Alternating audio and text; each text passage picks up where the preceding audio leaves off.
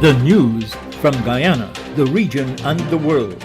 Compiled in the News Talk Radio newsroom and powered by DemeraraWaves.com. The news at 6 comes to you with the compliments of Kentucky Fried Chicken KFC. With the news at this time, I'm Dennis Chabrol. Good evening. First, the highlights. The High Court has ruled that former chairman of the Police Service Commission, Paul Slow, can challenge the decision to suspend him and other commissioners, although the life of that commission has expired. Regionally, foreigners in Antigua and Barbuda no longer have to apply for new work permits if they change employers. And internationally, the bombing of a children's hospital in Ukraine has raised concerns that Russia has committed a war crime. Details of these and other stories in a moment. Is it a special occasion? Are you on a budget but still want a filling and also mouth-watering meal? Look no further. KFC is here for you at 9 locations and 6 drive-thrus, including the Amazonia Mall at Providence, which now delivers from Shore Base to Little Diamond. Call 632-0533, 608-0162, or 503-3591. KFC. It's finger-licking good. And now the news in detail. The High Court today ruled that although the 3-year term of the Police Service Commission PSC has expired, it's now former Chairman Paul Slow can still challenge the suspension of himself and other then commissioners. Justice Gino Prasad noted that neither the Attorney General nor Mr. Slow's lawyers had found any case to support their positions on what ought to happen when a constitutional commission expires, leaving behind a pending case. Attorney General Anil Nandalal had argued that with the expiration of the PSC in August, the case against the suspension had automatically ended. The judge said Mr. Slow had not been properly advised, and so the matter should have been filed in his individual capacity. Justice Prasad gave the parties timelines for the submission of arguments after a date for an oral hearing will be set in the main case in which they're challenging their suspension. President Ali had suspended the commission when it had become obvious that a body would have announced the promotion of more than 100 police officers. Government has said that it does not recognize those promotions, and so they have not been published in the official gazette. The Slow-led commission had refused to promote a number of officers on the grounds that they have pending disciplinary matters. Health Minister Dr. Frank Anthony says talks are continuing with the United States-based Mount Sinai Health System to boost care and treatment in Guyana. He says this visit is a follow-up to a previous one. The health minister listed several non-communicable diseases that will be targeted with assistance from Mount Sinai Health System. Well, this is a partnership that the government of Guyana is developing with Mount Sinai. We've had a previous visit from a very high-level team. So this particular team that is here is looking into various areas of healthcare in Guyana. We are looking at strengthening primary healthcare, for example, improving care for diabetic patients, looking at the possibility of improving oncology, cardiovascular services, among the areas that we're currently discussing. Health Minister Dr. Frank Anthony.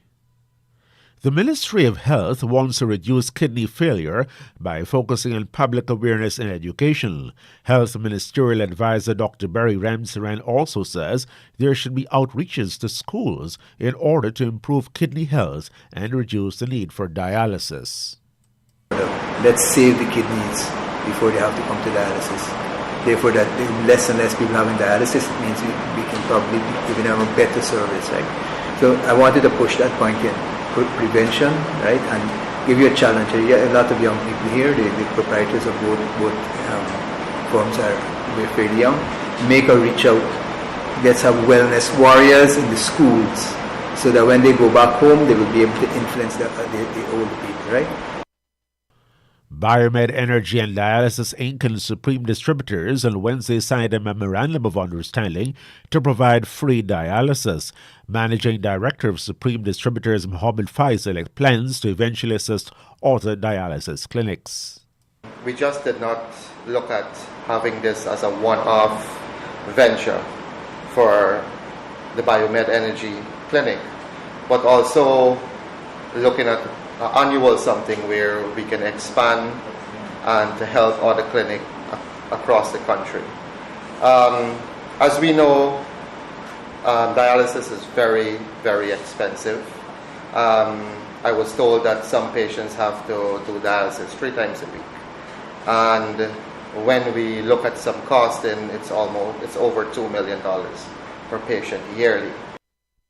Mr. Faisal also hopes that other businesses, non-governmental organizations, and other entities will see the need to support Biomed Energy and Dialysis Inc. in extending the lives of persons whose kidneys have failed. March 10, that's tomorrow, is World Kidney Day. Regionally, government workers in Suriname are getting a wage and salary increase of between 17 and 20%. Star News, however, reports that the security services are not happy with the pay hike. According to Star News, a number of categories of citizens, including pensioners, will also receive a boost. There are also provisions for a living wage allowance. Also making news at this hour, we tell you that Barbados's owners and operators of taxis and public service vehicles are appealing to the government there to assist them to grapple with increasing fuel prices. The war between Russia and Ukraine has seen a drastic cut in oil and gas supplies as part of a raft of sanctions against the Vladimir Putin administration.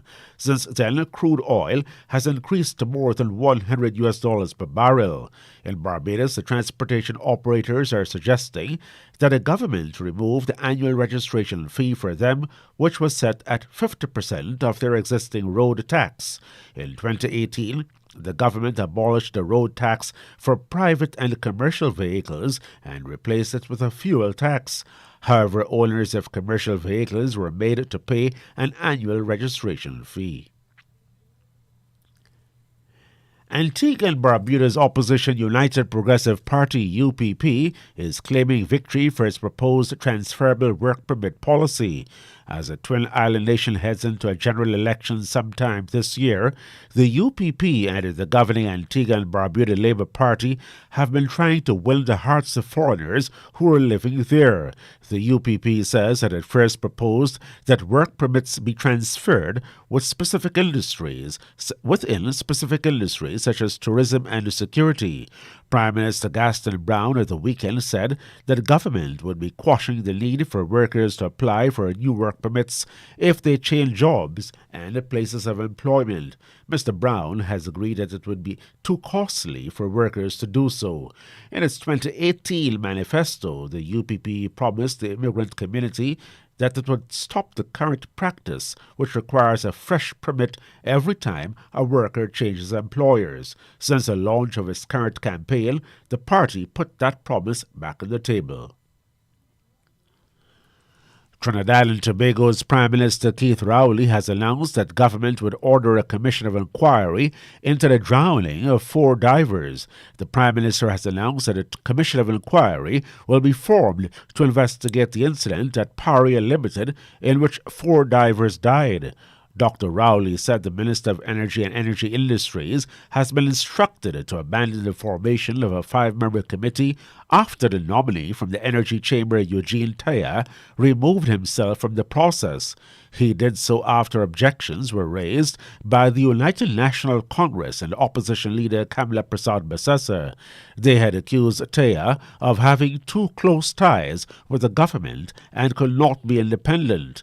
Rowley said he had come to the conclusion that the situation had been politicized to such a high degree that the public would not now accept the recommendations of that committee. He said the government will be approaching foreign experts such as those used used by Shell and BP to form a three-man commission. He said while it would cost millions of dollars, it seemed to be the only way the opposition might accept there would not be a cover-up, as people could be called and cross-examined. The Prime Minister's announcement represented a sharp turnaround from the position taken by government only a few hours earlier on the same matter. And now we turn to the BBC World Service for the latest bulletin of international news. BBC News with Sue Montgomery. Ukraine has accused Russia of bombing a maternity and children's hospital in the besieged city of Mariupol. President Volodymyr Zelensky called it an atrocity. A regional governor said 17 people had been hurt. More details from our chief international correspondent, Lise Doucette, in Kyiv. The president of Ukraine, Volodymyr Zelensky, has levelled this accusation against Russia, saying it was a deliberate strike and that women and children are buried under the wreckage.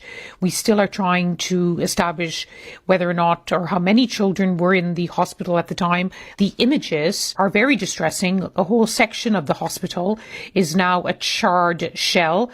We saw rooms turned topsy-turvy, windows shattered, walls smashed, children's furniture turned upside down. If it was a deliberate strike, that is a war crime. A short time earlier, the Russian Foreign Ministry said Ukrainian fighters had moved staff and patients out of the hospital and set up firing positions there. There have been further setbacks in efforts to evacuate civilians from other areas under attack by Russia, despite an agreement to have a 12-hour ceasefire. Ukrainian officials accused Russian troops of shelling the eastern town of Izium, stopping buses from leaving. The Russian government has admitted that conscripts have been used in the invasion of Ukraine, despite a promise by President Putin that only professional soldiers would take part. The Defence Ministry said some of them had been captured. From Moscow, Jenny Hill. It feels as though it's getting harder for the Kremlin to maintain that everything is going according to plan, which of course is what they have been insisting about their so-called special military operation in Ukraine. Just a few days ago, they had to admit that Russian soldiers are dying as part of this mission. And then today the Defence Ministry admitted that young conscripts had been sent in. So the Kremlin is seeking to keep control over what's happening because a lot of Russians watch state television. They are being told that the Kremlin has everything under control. Western officials say they're very concerned about the possibility of Russia using non-conventional weapons in the ongoing invasion of Ukraine. The term is used to cover a variety of biological and nuclear devices, but it's understood the officials are referring to chemical warfare. Our security correspondent is Gordon Carrera. The expectation is that this really refers to chemical weapons. They're not saying it's definitely going to be used, but they are clearly expressing a kind of growing concern about it. The evidence for that, they pointed to the fact it had been used before in conflicts Russia had been involved in, notably Syria, of course. Also, the fact that there have been some kinds of disinformation and claims coming from Russia, potentially, in their words, setting the scene for it, what they called a false flag possibility. BBC News. South Korea's presidential election has been narrowly won by the Conservative opposition leader Yoon Suk-yeol. In one of the tightest races in the country's recent history, he beat the governing Democratic Party candidate Lee Jae-myung by less than 1 percentage point. Laura Bicker reports from Seoul. Yoon Suk-yeol only entered politics last year and rose to prominence for successfully prosecuting the former Conservative President Park Geun-hye on bribery and corruption charges. His victory marks the end of a bitterly divided contest with his Liberal rival. He's pledged to abolish the Ministry of Gender Equality and blamed the rise of feminism for the country's low birth rate. Mr Yoon is also more hawkish on foreign policy than the current leader Moon Jae-in. One of Brazil's best-known musicians, Caetano Veloso, is leading a protest outside Congress in Brasilia against planned laws which he says would cause widespread environmental destruction. The bills would, among other things, open the way to mining on indigenous land. The draft legislation is backed by President Jair Bolsonaro. During his time in office, deforestation of the Amazon has accelerated sharply. President Recep Tayyip Erdogan has said he believes the visit to Turkey by his Israeli counterpart Isaac Herzog marks a turning point in relations between the two countries after a decade of tension. Relations have been strained since 2010 when Israeli commandos killed 10 Turkish activists heading by boat to Gaza. President Herzog said mutual respect would allow the countries to deal with shared challenges. A critically endangered species of bat has been discovered in Rwanda's Nyungwe forest after last being sighted 40 years ago. The pair of Hill's horseshoe bats were first found in a cave in 2019, but it took 3 years to verify the species. BBC News. That's the news to the moment. On the go and need to grab a quick bite, but tired of the same dreary food? Well, KFC is here to brighten your day with a delicious, mouth-watering meal with their 9 convenient locations: Movie Town, Vlissingen Road, Mandela Avenue, Regent Street, Stabroek, Hink Street, Breedenhoop, Parika, and the Amazonia Mall. Now open from 9 a.m. to 10:30 p.m. And they're there to welcome you every day.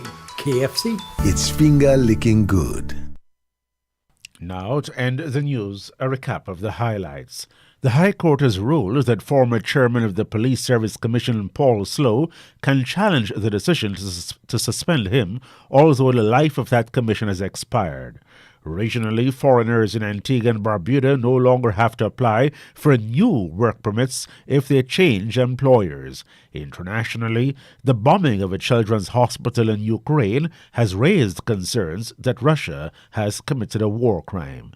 That's the end of the news, which came to you with the compliments of Kentucky Fried Chicken, KFC.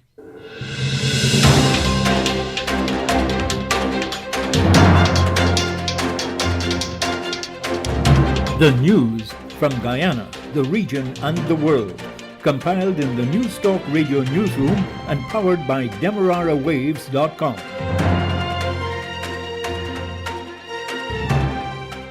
The time in Guyana, 18 hours 16. For the toughest jobs, there's only one original motor oil, Valvoline, powering the world's heavy-duty engines in every corner of the world. You can trust the super protection of the original to keep your business moving forward. Valvoline, the original that never stops improving. Distributed by Swiss Machinery, Eccles Public Road. Telephone 233-3821 or 2495 or WhatsApp 691-1732.